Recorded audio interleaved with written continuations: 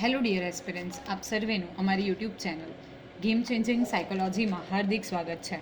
આજના વિડીયોમાં આપણે પ્રોબેશન ઓફિસર, ચીફ ઓફિસર તેમજ અન્ય કેટલીક સરકારી પરીક્ષાઓ માટે સમાજશાસ્ત્ર એટલે કે સોશિયોલોજી સબ્જેક્ટ અગત્યનો છે અને જે વિદ્યાર્થીઓ બેચલર ઇન સોશિયોલોજી અને માસ્ટર ઇન સોશિયોલોજી સાથે સંકળાયેલા છે તો એમને માટે પણ આ વિડીયોઝ ખૂબ અગત્યના છે. અને આજનો જે વિડીયો છે એ 94મો વિડીયો છે, તો તમે અગાઉના વિડીયો જોયા ન હોય તો પ્લેલિસ્ટમાં જઈને વિડીયોઝ ચેક કરી લેશો. અને એ અંતર્ગત આપણે સામાજિક સમસ્યા એ ચેપ્ટરનો ડિટેલમાં અભ્યાસ કરી રહ્યા છે. તો અગાઉના વિડીયોઝની અંદર આપણે જે જાતિ એટલે કે સ્ત્રી અને પુરુષમાં જે તફાવત જોવા મળે છે તો એના વિશે અભ્યાસ કર્યો હતો. સાથે સાથે આપણે જોયું હતું કે એઇડ્સ જે એક સામાજિક સમસ્યા છે, not only in India but in the whole world. Apart from that we have already discuss about the drugs that are use by youth, જે યુથ ડ્રગ્સનો ઉપયોગ કરે છે તો એના કયા કયા ગેરફાયદાઓ છે, શા માટે યુઝ કરે છે, તો એ બધી સામાજિક સમસ્યાઓ અંગે આપણે ડિટેલમાં ચર્ચા કરી છે. હવે જે આજનો ટોપિક છે એ આ ચેપ્ટરનો લાસ્ટ ટોપિક છે, તો એના વિશે આપણે ડિસ્કશન કરીએ.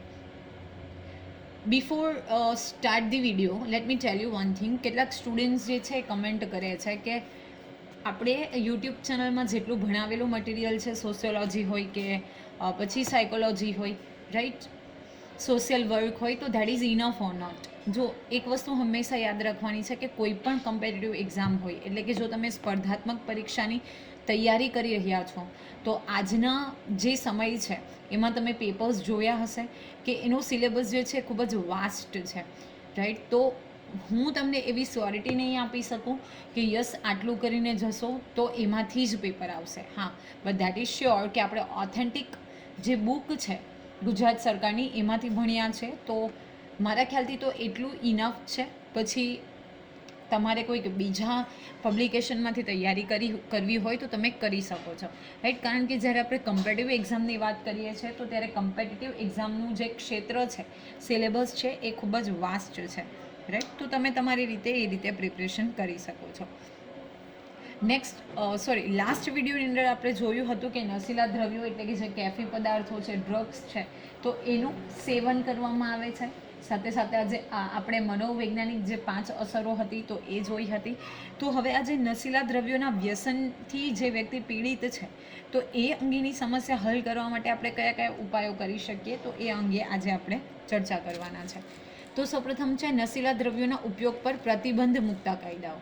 ઓકે, બેઝિકલી જે કોઈ એવા નશીલા દ્રવ્યો છે એટલે કે ડ્રગ્સ છે તો એના ઉપયોગ પર પ્રતિબંધ મૂકતા કેટલાક કાયદાઓ છે કે એનો ઉપયોગ તમે ન કરી શકો, તો એ કયા કયા છે તો એ વિશે આપણે જોઈએ. તો આ જે પીપીટી છે એ ખૂબ અગત્યની છે. તો નશીલા દ્રવ્યોના વ્યસનની સમસ્યાને અટકાવવા માટે સમયે સમયે કેટલાક મહત્ત્વના કાયદાઓ ઘડવામાં આવ્યા છે. ઓકે, સમય જતાં બેઝિકલી ઘણા બધા મહત્ત્વના જે કાયદાઓ છે એ ઘડવામાં આવ્યા છે જેથી કરીને નશીલા પદાર્થનું જે સેવન છે તો એને લગતી સમસ્યાને અટકાવી શકાય. 1930માં ડેન્જરસ ડ્રગ્સ એક્ટ જે છે એ ઘડવામાં આવ્યો હતો. તો યાદ રાખવાનું છે કે in the year of 1930 dangerous drugs act જે છે એ ઘડવામાં આવ્યો હતો, જે નશીલા દ્રવ્યોની તમામ શૃંખલાઓ પર નિયંત્રણો લાદવા માટેની વિસ્તૃત કાનૂની જોગવાઈ પૂરો પાડતો કાયદો હતો. તો જે આ નશીલા દ્રવ્યો છે એટલે કે ડ્રગ્સ છે તો એની તમામ સિરીઝ છે, શૃંખલા છે, તો એની ઉપર નિયંત્રણો લાદવા માટેની વિસ્તૃત કાનૂની જોગવાઈ એટલે કે ડિટેલમાં એ અંગે લોથી કાનૂની જોગવાઈ પૂરો પાડતો કાયદો હતો. That was introduce in the year of 1930, જેનું નામ છે dangerous drugs act. Okay, Bombay prohibition act 1949ની કેટલીક જોગવાઈઓ મુજબ દારૂના ઉત્પાદન પર, દારૂ ગાળવાની ભઠ્ઠી બનાવવા પર, દારૂના વેચાણ, નશો પેદા કરતા દ્રવ્યોની આયાત, નિકાસ, હેરાફેરી, વેચાણ, ઉત્પાદન વગેરે પર, તાળી, અફીણ, ચરસ વગેરેના ઉત્પાદન વેચાણ પર પ્રતિબંધ મૂકવામાં આવ્યો છે. નેક્સ્ટ જે છે એ છે આપણો Bombay prohibition act that was introduce in the year of 1949. 1949ની અંદર જે એક બોમ્બે પ્રોહિબિશન એક્ટ, પ્રોહિબિશન કરવું એટલે કે મનાઈ ફરમાવવી, તો એક એક્ટ ઇન્ટ્રોડ્યુસ થાય છે ઇન ધ યર ઓફ 1949. એના ઉપર એટલે કે એની જે જોગવાઈઓ હતી એ અંતર્ગત દારૂનું ઉત્પાદન, દારૂ ગાળવાની ભઠ્ઠી બનાવવા ઉપર, દારૂના વેચાણ કરવા ઉપર, નશો પેદા કરતા જે દ્રવ્યો છે, ઓકે, એટલે કે જે ડ્રગ્સ છે જેનાથી નશો થાય છે તો એની આયાત પર, એની નિકાસ પર, એની હેરાફેરી, વેચાણ, ઉત્પાદન પર પણ પ્રોહિબિશન છે, એટલે કે એની ઉપર જે છે એ સ્ટ્રિક્ટ લો છે, પ્લસ જે તાળી છે, અફીણ છે, ચરસ છે, એનું ઉત્પાદન કરવું, વેચાણ કરવું એની ઉપર પણ પ્રતિબંધ મૂકવામાં આવ્યો છે. નેક્સ્ટ છે 1961ના અંદર સિંગલ કન્વેન્શનની જે જોગવાઈઓ છે, તો 1961ની અંદર સિંગલ કન્વેન્શન જે છે એની જોગવાઈઓના સંદર્ભની આપણે વાત કરીએ તો તબીબી અને વૈજ્ઞાનિક ઉપયોગ માટે ખસખસના છોડનું વાવેતર અને અફીણના ઉત્પાદન ક્ષેત્રે કડક નિયંત્રણો લાદવામાં આવ્યા.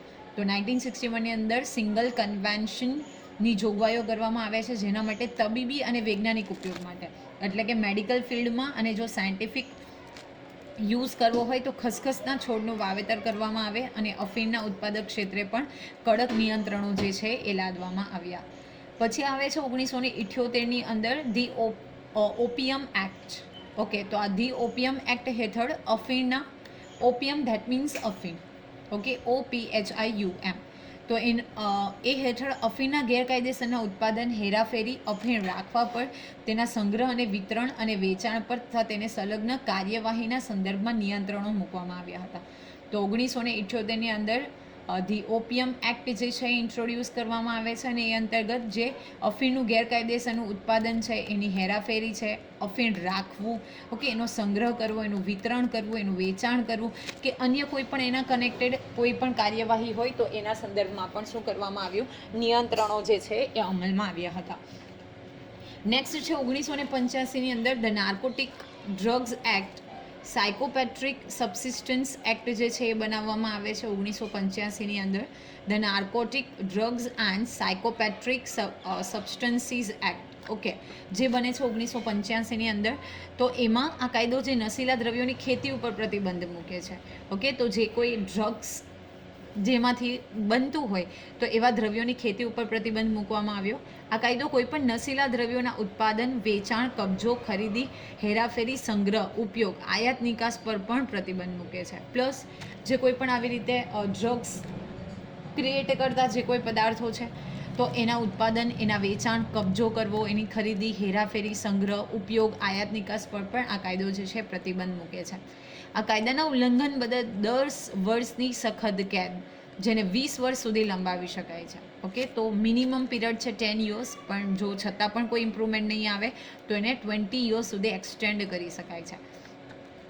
વળી આ કાયદા અંતર્ગત 1 લાખ રૂપિયાના દંડની રકમને પણ 2 લાખ રૂપિયા સુધી વધારી શકાય છે. તો મિનિમમ જે ફાઇન ભરવો પડે છે એ છે 1 લાખ રૂપિયા, પરંતુ એને એક્સટેન્ડ કરીને 2 લાખ રૂપિયા સુધી પણ એને વધારી શકાય છે. રાઈટ, તો આ જે બધા એક્ટ્સ છે એ ખૂબ જ અગત્યના છે પરીક્ષાની દ્રષ્ટિએ. નેક્સ્ટ છે ઉપચારાત્મક પગલાં. તો આગળ આપણે જોયું એ શિક્ષાત્મક પગલાં આપણે એને કહી શકાય, ઓકે, જે કાયદાથી બદ્ધ છે, કાયદા સાથે કનેક્ટેડ છે. હવે કેટલાક ઉપચારાત્મક પણ પગલાં છે, તો એના વિશે કરીએ તો મારવાહ સમિતિએ જુદા જુદા ઉપચારાત્મક પગલાં સૂચવ્યા છે. તો again this is very important કે મારવાહ સમિતિ જે છે એણે શું કર્યું છે, તો બેઝિકલી આ નશીલા દ્રવ્યોના વ્યસનની સમસ્યાઓને હલ કરવા માટેના ઉપચારાત્મક પગલાં જે છે એ સૂચવ્યા છે. એ અંતર્ગત રાષ્ટ્રીય વિકાસ યોજનાઓ સાથે સંકલિત એવી મદ્યપાન અને નશીલી દવાઓના ઉપયોગ વિરોધી શૈક્ષણિક યોજના ઘડવી. ઓકે, જે રાષ્ટ્રના વિકાસ માટેની યોજનાઓ ઘડવામાં આવે તો એની સાથે મદ્યપાન એટલે કે દારૂ, આલ્કોહોલ અને જે નશીલી દવાઓ છે એટલે કે ડ્રગ્સની મેડિસિન્સ છે તો એના દુરુપયોગ વિરોધી શૈક્ષણિક યોજના ઘડવી. વિદ્યાર્થીઓ, યુવકો, કામદારો, સ્થળાંતરિતો, આદિવાસીઓ વગેરેને આ સમસ્યા સંબંધિત શિક્ષણ આપવું. જે કોઈ સ્ટુડન્ટ્સ છે, યુવકો એટલે કે યુથ છે, કામદારો છે એટલે કે જે તે કંપનીમાં વર્ક કરતા વર્કર્સ છે, તો એને આ સમસ્યા જે છે બેઝિકલી આ નશીલી દવાઓ અથવા તો નશીલા દ્રવ્યોનો જે ઉપયોગ કરવામાં આવે છે તો એના સમસ્યા સંબંધી એમને પણ શિક્ષણ પૂરું પાડવું. નશામુક્તિ કેન્દ્રો સ્થાપવા અને મદ્યપાન, નશીલી દવાઓના વ્યસનની સમસ્યાને લગતી સમિતિ રચવી. પ્લસ જ્યાં નશામુક્તિ કેન્દ્રો છે, લોકોને કેવી રીતે નશાથી મુક્ત કરી શકાય તો એના માટેના કેન્દ્રો જે આજે પણ કાર્યરત છે. મદ્યપાન એટલે કે દારૂ, આલ્કોહોલ અને નશીલી દવાઓના વ્યસનની સમસ્યાને લગતી સમિતિ રચવી. વસ્તીના વિવિધ જૂથોમાં નશીલા દ્રવ્યોના અને મદ્યપાન વપરાશને લગતા પ્રવાહોનું તેમજ સમસ્યા નિવારણના પગલાંનું સાતત્યપૂર્ણ મૂલ્યાંકન કરવું.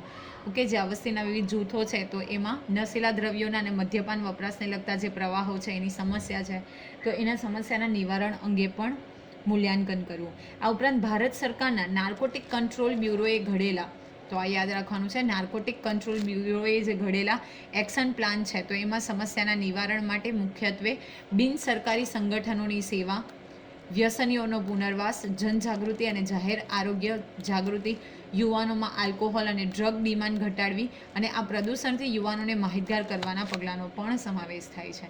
રાઈટ. તો અપાર્ટ ફ્રોમ ધેટ જે નાર્કોટિક કંટ્રોલ બ્યુરોએ ઘડેલું એક્શન પ્લાન છે તો એમાં બિનસરકારી સંગઠનો એટલે કે જે NGOs છે એની સેવા, ઓકે, વ્યસનીઓનો પુનર્વાસ એટલે કે એને સોસાયટીમાં કેવી રીતે એનું જે રેપ્યુટેશનની સાથે રહી શકે, જનજાગૃતિ, જાહેર આરોગ્યની જાગૃતિ, યુવાનોમાં જે ડ્રગ્સની ડિમાન્ડ છે એ ઘટાડવી, એમને માહિતગાર કરવા, આ બધા પગલાંનો સમાવેશ એમાં થાય છે.